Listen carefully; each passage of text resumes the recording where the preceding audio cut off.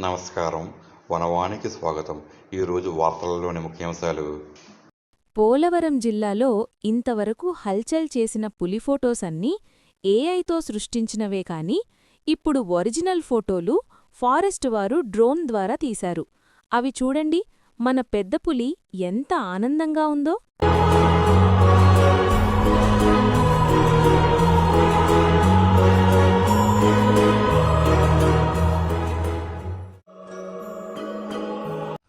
It's scrolling on the road.